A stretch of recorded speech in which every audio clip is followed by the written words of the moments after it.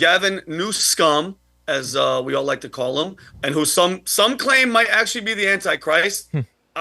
I'm not the. It ain't me, but a lot of people are saying it. I wouldn't be surprised. But he signed law AB 1955, which prohibits schools from disclosing a child's sexual orientation or gender identity to parents. It basically prohibiting school districts from enacting policies requiring schools to notify parents about their children's sexual orientation or gender identity. So it stops schools from letting policies requiring schools to notify their parents if their kids are, talking about transitioning or anywhere in that realm. And then immediately after that, Elon Musk, and Kelly could put up the tweet, Elon Musk went on X and announced that SpaceX and X's headquarters will be relocating because of the move. And in this tweet, he said, this is the final straw. Because of this law, many others that preceded it, attacking both families and companies, SpaceX is now moving its headquarters from Hawthorne, California to Starbase, Texas. And guys, mind you, Elon has a trans kid. Am I right, Rob? Oh, I didn't know that he did. He does? Yeah. I know he's got like 30 of them, so the odds are by this point you're bound to have one that's trans if you have 30 of them. I believe that's why he bought X, because he believes I think it's his daughter who started identifying as a male. I don't think it's with Grimes. I think it's with one of his other exes. Oh. I believe that she began identifying as a male, and he was convinced that it happened to her because she was radicalized on social media. No, schools. That's probably why this hits so close to home. This is a Today Show article, so NBC, from September 1st of 2023. The headline for the article, Elon Musk blames school for rift with daughter. She doesn't want to spend time with me anymore. In the article, Elon Musk blames his trans daughter's progressive school for their non-existent relationship, according to a recent excerpt of an upcoming book from that was the biography written about Musk. According to this, Musk's daughter legally changed her name to Vivian Jenna Wilson back in 2020 and came out as transgendered when she was 16. Wilson now goes by her middle name Jenna. As for Elon Musk, the Tesla CEO heard about his daughter's transition from someone else, and he blames the radicalized schools in California for helping transition his daughter. So Vinny and Rob, so there you go. And the fact that this is a direct result of what this bill basically is going to be doing, because it codifies that the government's authority to keep secrets from the parents. Okay, it endangers the children, like by basically getting rid of the parents. Dude, this is their child. You know what I mean? Like, so basically, in a nutshell, you know what this means? Activist teachers, students, outside groups such as, media platforms like TikTok, they'll convince your child that they're born in the wrong body, hide their social transition from the parents, and then it'll lead to them having these harmful medical mistreatments that there's no coming back from. Okay, that's what people have to realize, all right? And parents have the absolute right to have to know what the hell's going on with their kids, bro. Rob, you're the only one here that has kids. Am I right? Everybody in this room. Unless Brandon has secrets. Yeah, it looks like I'm the only one that has secrets. But can you imagine? Yeah, can you imagine being kept in the dark about what they're doing to your kid? They're pushing, bro. Don't get it twisted. These public schools, they are pushing this agenda. Hey, it's free. Be free. Live your truth. But what they're doing is pumping this thing into them first, and then making it like, hey, don't listen to your parents. You don't have to tell your parents. Live your truth. Live your truth. It's horrible, bro. It's evil. It's bad business. And this just goes to show you guys, this to me is proof that, they're sticking with Joe Biden to go on the political side. They're sticking with Joe Biden. Gavin is probably like, okay, I don't have to play kind of, on the middle anymore, because, he did a couple of things about a month ago that made people go, oh, he's helping the children. This is showing you exactly what the hell he is. That's exactly what they're about. And anybody living in California that has children in these schools, get the hell out. It's not safe. And I think this ideology and this evil rhetoric, bro, is pushing this agenda that we've been talking about. They don't want us having kids. They don't want us multiplying. They want to indoctrinate and sexualize your kids. Because if a kid is that old that can make those type of decisions, who's to say that they can't have sex with dudes or women or anybody? And I think it's ridiculous. And you know what, Rob? In a nutshell, no pun intended, California requires parental consent to let your kids play in soccer and football, right? But no parental notifications are able to be done if the same child wants to have gender reassignment surgery. So basically, you want to play with balls in school, you need consent. You want your chop off your balls, no consent. And I think it's ridiculous. And Rob, as a parent, as a father, you're not in California, but how does this make you feel? And I'm curious that if you were in California, would this be something that would make you bounce? I don't know. It's hard for me to be put in that position because my 14-year-old is currently going through the school system here in the state of Florida, and he has been, protected from a lot of this nonsense. Because of some of the rules that Governor DeSantis has put in place, specifically when it comes to certain book bans. But the other reason why I'm not in this weird position is because I have a good relationship with my son, where we talk every single day about every single thing. Like, he went to his orientation for high school last week, and I was so excited for him. I'm like, I remember how excited I was for the first, because high school is a new you. And you don't get many opportunities in this lifetime, especially in the digital age of social media. He's at a very weird point in his life, and he's 14. He has, a Snapchat account that he messages with some of his friends on, but he's not on Twitter. He's not on Facebook. He's not on Instagram. So he's not on social media. He doesn't have a social media footprint. He's very much like Thomas Michael Cook, the 22-year-old shooter of Donald Trump. No digital footprint whatsoever. Maybe my son's a Fed. But it's very interesting that he's at this point in his life at 14 where he can go to high school and start a whole new you, and nobody knows about, because he's going to He got accepted. I'm very excited. He got accepted to a prestigious film school here in the state of Florida. It's a charter school. It's outside of the town that we live in. So none of the kids that he knows from middle school are going to this high school. It's a chance to start over. And the first question I asked him, I go, "Did you like the school?" "Yes, I did." "Any hot chicks? Did you see any girls you were interested?" And he's like, "Yeah, there were some cute ones there." And I'm like, "Cool. So you're definitely into chicks?" He's like, "Yeah." And I said, "Ben, have you ever been into dudes? Because you're 14 and you haven't had a girlfriend yet. It's okay. I just want you to have that conversation with me." He's like, "Nah." And I go, "Are you trans? Do you feel that way inside, buddy? Do you feel like you were born a girl?" And he's like, "No, that's weird." Boom. That is the end of the conversation.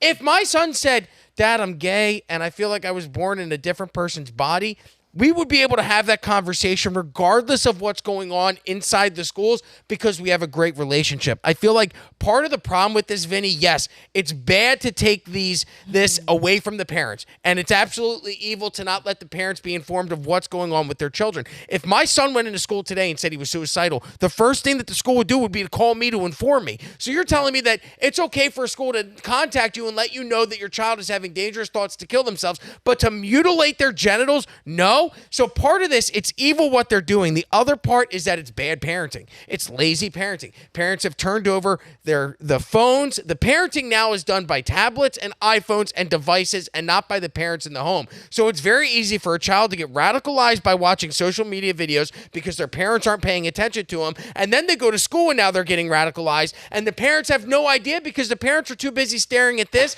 than to have a conversation with their kids. Mm-hmm. But it's a systematic thing, though. So, it's not an accident that we suddenly have to have two parents working to maintain a standard of living because, the globalists put together this zero growth thing where the things, cost of things get more expensive, people make less money. And then, so you have no parent-child interaction. You have the schools indoctrinating you to have like less authority from the parents. But that's a bullshit excuse because, and here's why. Why? Are we within the 8 minutes? Sorry, I apologize. Yeah. That's it. Because look, I work a lot. That has no impact though? No, because I come home from work and I have an office in my house. I go to my office, but I come out of the office. I'm working from my home office all night. I didn't go to bed until 12:45 last night, right? So I'm constantly working, but I'm also constantly removing myself from that. And every night we have dinner. When my son lives in a split home. He spends the weekends at his mother's. He comes home and lives with us full time. During the week, there may be a Wednesday or Thursday where he goes visits with his mother. Outside of that, we are home and have dinner every single night as a family. We sit around the table. We have 30 minutes where we talk about our days. We talk about what's going on. It doesn't take long to be a parent. You can be involved and active in your children's life in under 45 minutes a day. I think it's the quality of time more than the quantity of time. I would rather have a father or male figure who helps to actually instill those very essential values versus someone who's present every single day, but they're not instilling any of these things. Can I approach this from another angle? Okay, if you guys are familiar with Felix Guattari, degenerate, he's one of the guys that started the whole woke movement. He wrote a lot about queerness in politics, and one of his points is micropolitics. Those are little subversive things that people do in their personal life to destabilize the structure of society. Okay, queerness, and I'm not saying this, you guys can find hundreds of books from the 60s, the 70s. Queerness to this people is a way to attack the societal norms, okay? Them pushing this idea is to destroy Western American society. That's what they're doing. The Soviets, I bring this all the time. The only thing they couldn't destroy is the nuclear family. So this law affects directly the parents' abilities to rule over their families. Like your first loyalty is with your parents, is with your sisters, with your own blood, and this goes against the central part that is a nuclear family. And on Rob's conversation with his son, my dad is German. He doesn't talk a lot, but we didn't have this conversation. But he had another approach. He's a pilot. He took me to a Polynesian island. It's called Tahiti, and I was probably 9. Girls were there, tanning, and then I realized I like women. That's what it is. It's the first time I saw boobs in my entire life, and it changed my life. I was like, this is the way. This is the way. Yeah. He didn't talk about it. He just saw me looking. He nodded. We acknowledged the situation, and never had problem ever before. I'll never forget. It was maybe my 10th or 11th birthday. My dad, I had a pool party, and I grew up in a very small town. So I had 32 kids. We had one class went through every grade when I was growing up. So the kids I started, I'm still friends with Robert McLaughlin and some of the kids that I grew up with. But we were from 1st grade to 6th grade. It was the same 32 kids. We'd have the same birthday parties. Everybody would go to everybody's birthday party. Nobody was excluded. It was very pre-woke. It was woke in 1993, before wow. that. So it was very inclusive. Everybody would be part of everything. But I remember very specifically my 10th or 11th birthday, my dad shows up, and I'll never forget, my mom got so mad at him. He showed up with a cardboard cutout of the Bud Light girl. It was like a chick in a bikini. This is 1993. It was probably in some liquor store that my dad was driving by on his way to the birthday party, and he grabbed it and brought it home. But I remember I had that same feeling. I looked at that and I went, oh, I like that. Oh, yeah. It was, that's it. It was this beautiful French lady, not wearing a top, walking down this beautiful beach in the Pacific. I was like, this is my life now. That's what it is, Yeah. Worried parents of today would do that, but it would be Dylan Mulvaney from the Bud Light. Yes. And now back to Vinny's point. Exactly. Quickly, Vinny, because I'm at a very interesting point, because my 14-year-old, we're trying to work and have a good relationship with him, so I'm not that worried about the schools. The biggest problem is I see this shift. This shift did not occur when my son was 5, 6, 7, and 8. This shift in the pro-LGBTQ trans movement is relatively new, and it came when he was in middle school and now towards high school. So for me, my biggest problem, Vinny, is that I have a 4 or 5-year-old that's getting ready to go into 1st grade. And my problem becomes I can have that conversation with my 14-year-old because he is maturely there. My 4-year-old, 5-year-old is not. So at this point, what we have decided is that for the first year of kindergarten, instead of going into 1st grade, we're going to do kindergarten homeschooling. And the part of the reason why we're doing that is because of the indoctrination that's going on here in the schools. And Vinny, you mentioned California. This is going on in California. I have a buddy that has a 5-year-old daughter up in New Jersey, and he is as liberal as they get, man. He has donated to Hillary Clinton. He was a Hillary fan. He was with her. He thought January 6th was the worst thing to happen to the United States of America since 9/11. He was one of those people going, Donald Trump is a dictator and we got to stop him. He also had a daughter about 5 years ago, and she's at the same age as my 5-year-old. And one of the things he said to me, Vinny, was, I don't know what we're going to do, because he lives in New Jersey. I don't know what we're going to do with our daughter, because we cannot put her in the school systems because of all the LGBTQ trans propaganda. This is the same guy who 2 years ago was saying, January 6th, 9/11, lock those guys up. They're domestic terrorists. He's now going around and going, hey, this is not okay. So when you talk about these people living in these states, you asked me, would this be something enough to cause you to move? Case in point, my buddy Ian, getting ready to figure out, do I relocate to Florida so that my child can go to schools where she doesn't have to worry about this? Or do we enroll her in these democratic school systems in New Jersey? They're very liberal, that are going to tell my daughter at the age of 5 that if she feels like a boy, hey, you're a boy now. That's where it gets weird. Yeah, and listen, and because Rob, and you nailed it, bro. You have enough as a parent on your plate to just make sure, your kid's doing okay. They have, food on the table. They're protected at your house. They have clothes on their body. The last thing you need to be worrying about is dropping them off in a school, okay, that we're ultimately paying for. Your tax dollars are paying for public schools or whatever school you have them in, to have a school purposely with activist teachers, because the majority of them are liberals. They're Democrats, telling your kid, bro, they're pushing this ideology. You guys have seen the videos all over the internet. I mean, thank God for the, the libs of TikTok and all these trans, gay, red-haired, destiny-looking, pussy-ass teachers telling your kids, by the way, because it's indoctrinating them. It's telling them. You're not just going, hey, if you feel like this. No, you know what they're saying? Hey, look at me. Look at this. Look at these videos. Read this book. This is what you and that brain is so easily manipulated and guided, bro. It's an agenda. Okay, it's an agenda to make them, as many of them in their community as they can. Because as I said before, gay people don't have kids. Okay, none of them do. They adopt or they indoctrinate your kids because that's how they multiply. That's the only way. So I get what you're saying, Rob. I just don't feel comfortable that dropping a kid off and then I got to bring them home and make sure they weren't programmed or brainwashed. And that's a child. That's a slippery slope. And I can't wait.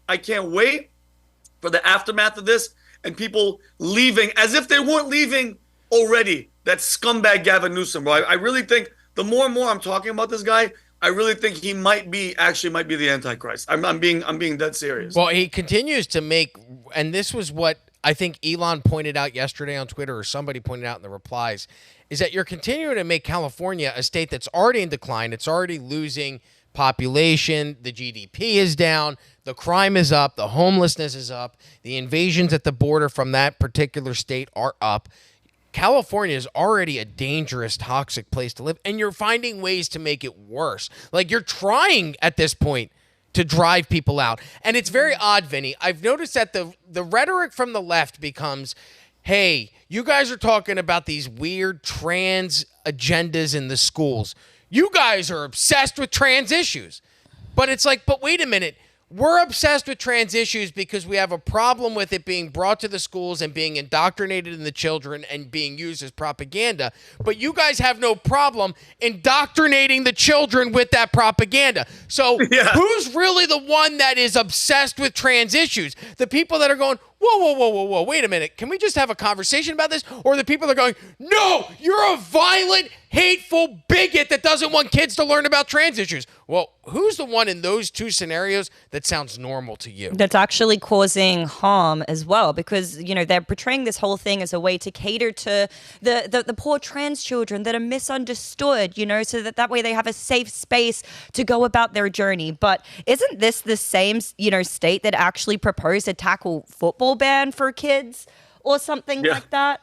Yeah. And yet they're willing to go ahead with literally going behind the parents' backs to give hormones and life-changing surgeries that these children cannot come back from. Like, once they take those hormone blockers, once they get on cross-sex hormones, they are chemically castrating themselves. They're removing their ability to be able to have children in the future. And I don't know really any kids who are able to definitively say whether or not they want to have a family. I personally had no inclination to have children until I got to 26, 27, 28. All of a sudden, I got this baby fever because that's when your natural proclivities start to kick in. And some of these kids will never even get that opportunity if they even make it that far, because chances are a lot of them are going to end up extremely depressed.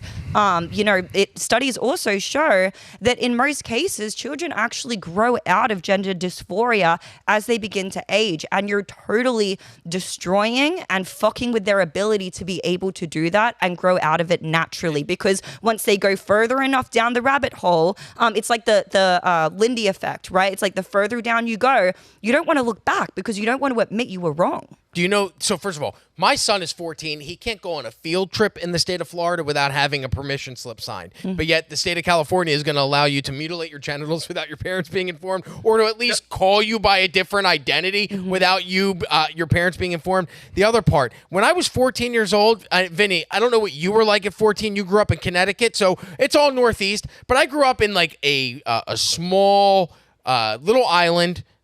It was very, like, I got to be honest, we had this is going to sound horrible and I'll probably get canceled. We had 2 black kids in our entire grade. When I moved from 1st to 6th grade, I lived in one town. It was very small, same group of kids. 7th and 8th grade, I moved to a beach town, and literally it was a hodgepodge, but it was all rich white kids. We had 2 black kids in our class, and this is not appropriate to say and do now, but in 1997, we would compare which one was darker than the other. Like, those were literally the conversations we had in 7th grade. The person I am when I was in 7th grade snorting pixie sticks and wearing a studded belt, listening to Blink-182, comparing whether Jamal or Josh were darker than the other, is not the person I am today. I grew out of that. So when you talk about stages at 14, yes, think of Vinny. I had purple hair when I was 14. God. I know my parents were like, what the fuck? I went to my friend Frank Roller's house and I came home and I had pink hair, and my dad went, we're shaving that shit immediately. It's part of the reason why I'm bald now. Thank you very much, Frank Roller and Blake Lewis. They ruined my hair. But that being said, it's a stage. There are stages that you go through as a teenager. And nobody's saying, like, gender dysmorphia could be a stage. It may not. Nobody's saying, hey, you can't. Nobody. I don't think anyone here is saying you can't be trans. I think everybody here, if we were to go around the room, if you're 18 years old and you want to go and have that surgery and live your life to your authentic self as a woman, and you were born a man, I got no problem with that. Well, it's Anybody mental here? illness, and it's being encouraged, though. You know, like, it's objectively a mental illness, and it's objectively being encouraged. And I mean, when something doesn't make any sense, you have to say, like, what's the deeper reason for this thing that clearly doesn't make logical sense? Is there some sick, twisted, and okay? Look at the chicks that get plastic surgery and have lips that look like the size of rafts. That makes sense. That makes sense. Though. How does that make sense? That is the same type of psychological. No. That's a sexual desire, though. Like, it's objectively attracted to people when a girl has bigger lips, bigger boobs, bigger butt. That's an objective biological thing, but it doesn't make any sense for somebody to be inclined or motivated to cut off their dick or to cut a hole into themselves that they have to stick something into every day to make sure it stays open. Unless they feel like they were born in that body. That's the mental illness, though. But there's a lot of mental illnesses that are, quote unquote, like, not curable. They're only manageable, and you manage them through medication, which is essentially what and therapy. That's what. But say mental illness and paranoia. Say the mental illness of paranoia. If somebody was encouraging you to be paranoid every day, would that help or hurt you? So if you have the mental illness to think that you're trans, if you're being encouraged to be trans every day, that's not going to help you. So listen, I agree with you, and I believe that with the power of God, that anything is curable. I've heard some incredible stories about people who have been able to cure their gender dysphoria, through therapy, through cognitive CBT, through religious therapy as well. So I agree with you. But for people who are in this secular world, who are adults, who I don't agree with 18, to be honest. I think closer to like 25, 26, when your brain is actually fully developed. If you are so uncomfortable in your own skin and incapable of living life in the gender that you were born with, sure, go ahead and transition. I don't have an issue with that, but my issue is with the pervasive brainwashing, the mass indoctrination, and the cultural contagion that's taking place, that's being actually pushed in the school systems to get kids to that point. You guys all sound like bigots considering what this month is. After what you said? This month is Disability Pride Month. What I said was I compared black kids in 1997. I'm not sitting here doing the opposite valuetainment today. It was 1997. We lived a different time.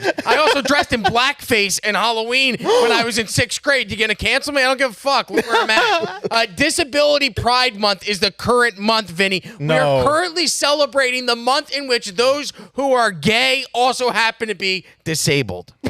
Yeah, and like, I mean, dude, like, I have a friend that's, gay and he's in a wheelchair, and it's like, I'm sorry, but he likes to take it in the butt, and he's not going to get any joy out of it. So it's a very, he can't feel anything, so he's kind of missing out. But anyway, one quick thing.